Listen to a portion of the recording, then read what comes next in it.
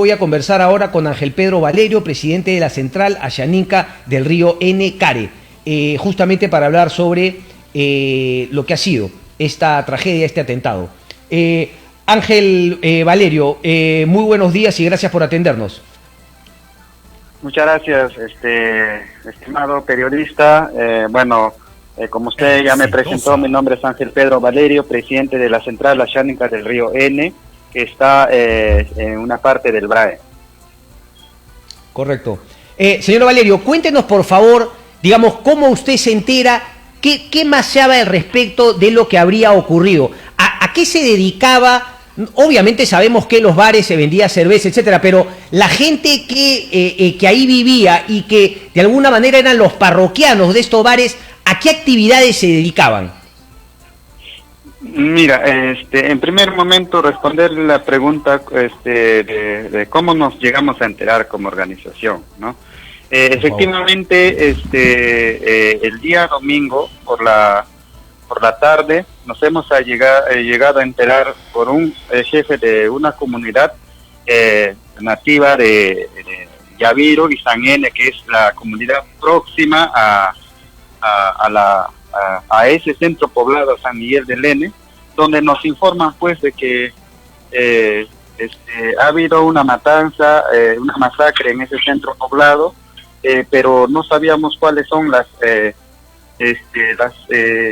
consecuencias que ha llegado a este masacre, ¿no? Entonces como presidente de la organización, nosotros hemos ido investigando cómo sucedieron las cosas, ¿no? Entonces hemos llegado a poder investigar, a consultar a algunos pobladores de cercanos, y pues ellos nos informan de que, bueno, este hecho sucede pues de que han estado tomando licor en ese centro poblado, y que a raíz a estas horas de las 10 para adelante de la noche, sucede este hecho que no debió suceder, señor periodista. Exitosa. Correcto. ¿A qué se dedicaban las personas luego los parroquianos que asistían a estos bares, por favor, señor? Mira, siempre en esta parte del país, ¿no?, que es la frontera con Cusco y Junín y Ayacucho, la gran mayor parte de los habitantes ahí se dedican a sembrar hoja de coca. Entonces, no descartamos de que han estado ahí tomando cerveza, pero los señores que han fallecido, estoy seguro que han estado trabajando como cosechadores de coca, ¿no? Y podemos hablar más allá de eso, no podemos asegurarlo, que han estado participando en la maceración de la hoja de coca. Correcto. O sea, digamos, vínculos, ya no solamente la hoja de coca y vendera, sino, digamos, ya un paso más en la elaboración, en la maceración, obviamente para fines del narcotráfico. Exactamente, eso no lo podemos negar, no lo podemos tapar con un solo dedo, señor periodista, porque esto es lo que sucede dentro de este territorio, la parte del famoso BRAE. Correcto. Ahora, señor Valerio, cuando hablamos ya de una poza de maceración, esa poza de maceración no es directamente, digamos, manejada por el clan Quispe Palomino, es manejado por propias organizaciones de narcotráfico, quienes financian estas pozas de maceración normalmente en distintas zonas del BRAE, o puede ser que se den ambas situaciones en distintas áreas.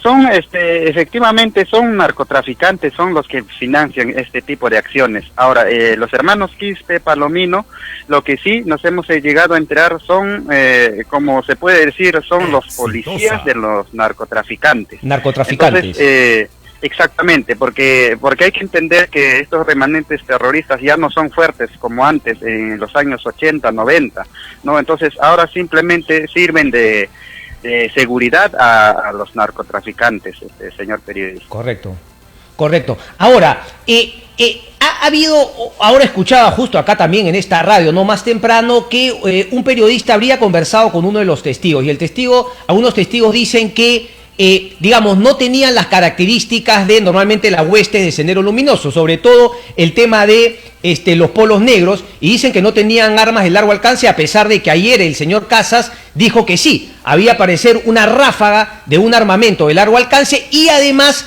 tiros de gracia, al parecer con pistolas. Pero mi pregunta es, ¿a usted le parece, digamos, no descarta que hayan efectivamente sido las huestes de los Quispe Palomino? Y la pregunta es, si así no lo fueran, ¿podría haber un atentado, una masacre de estas magnitudes sin que, como usted dice, los policías de los narcotraficantes, policías entre comillas, hayan estado enterados o hayan dado el visto bueno para esta masacre?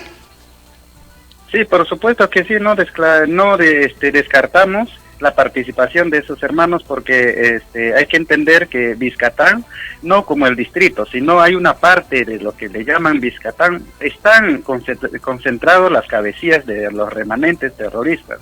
Entonces no descartamos la participación de ellos, pero no podemos confirmar cuando las investigaciones no se han hecho de la mejor manera. Claro. No nos han dado una buena información por parte del Servicio de Inteligencia, de las Fuerzas Armadas, de la Policía Nacional. Entonces no podemos nosotros expresarnos de esa manera, dando entender que sí han sido partícipes ellos. Claro, que ya es un hecho definido. No se puede eso todavía. No se puede, cosa que algunos medios de comunicación nacional hicieron esto. Entonces, yo creo que lo que no queremos es que se politice este hecho que ha ocurrido. Correcto. Yo coincido con usted, pero, a ver, yo quiero también un poquito hacer el ejercicio de descartar quienes definitivamente no son. Entonces, usted se quedaría entre o las huestes de los Quispe Palomino o un grupo de narcotraficantes directamente. Exactamente. ¿O hay alguna otra organización que pueda haber acometido esta masacre? No, señor periodista, estamos viendo entre los dos, porque actualmente lo que se está acrecentándose más y más es el tema de narcotráfico. Eso es lo que hay que entender. Nuestras comunidades más cercanas también tienen ese mismo problema de ser invadidos por parte de los grandes cocaleros. Entonces, eso es lo que nosotros no tenemos que tapar el sol con un solo dedo. Eso es lo que está sucediendo dentro de nuestras comunidades. Entonces, por eso es que cuando me dice que también están sus tierras, solamente una final para terminar con la parte de la, digamos, de la responsabilidad, ¿no? De la adjudicación del atentado. Entonces, estamos entre esas dos opciones, o las huestes de los Quispe Palomino o directamente los narcotraficantes. Pero, teniendo en cuenta lo que usted dijo inicialmente, podría ser que, digamos, la parte operacional, ejecutora, no hayan sido las huestes, pero conociendo la zona y la alianza que hay entre los Quispe Palomino y el narcotráfico, digamos, tampoco habría manera de que los Quispe Palomino no habrían dado el visto bueno o haberse enterado de lo que se iba a cometer. ¿Es correcto o no? Yo creo que sí, como están unidos, como vuelvo a mencionar, entonces estratégicamente ellos no quieren aparecer en el hecho, pero sí coordinadamente supongo que han estado trabajando y los que iban a hacer este hecho han sido otras personas, o sea, indirectamente creo que han participado. Eso es lo que tenemos que entender ahí también, ¿no? Porque ahora, yo quiero ir al tema de fondo, ¿no? Porque claro, hoy por hoy el tema de fondo y lo más doloroso son la muerte de 16 personas, pero digamos, me parece que incluso más de fondo podría ser que no estemos libres de que hayan más peruanos muriendo en los próximos meses o años porque no se resuelve esta situación. Entonces, ¿cuál es el problema de fondo? Usted decía, señor Valerio, que claro, los narcotraficantes llegan, tienen a sus policías, los Quispe Palomino, los terroristas, y obviamente van también desplazando a ayanicas, a ciudadanos ayanicas como ustedes, de sus tierras, para que obviamente tengan más tierras para sembrar hoja de coca, que luego les pueda servir para producir más cocaína en el BRAE. Ese es el problema de fondo y cómo se resuelve. Exactamente, eso es lo que hemos visto en estos últimos años, ¿no? Y uno de ellos, creo que en varias ocasiones como organización que representamos a esas comunidades hemos denunciado por la tala ilegal de madera, por la invasión de los colonos que emigran de las ciudades grandes a poder, entre comillas, a conseguir terreno. Pero sería bueno que empiecen a trabajar la tierra con plantas lícitas, pero lamentablemente vienen a invadir el territorio, pero con la condición de sembrar a gran escala la hoja de coca.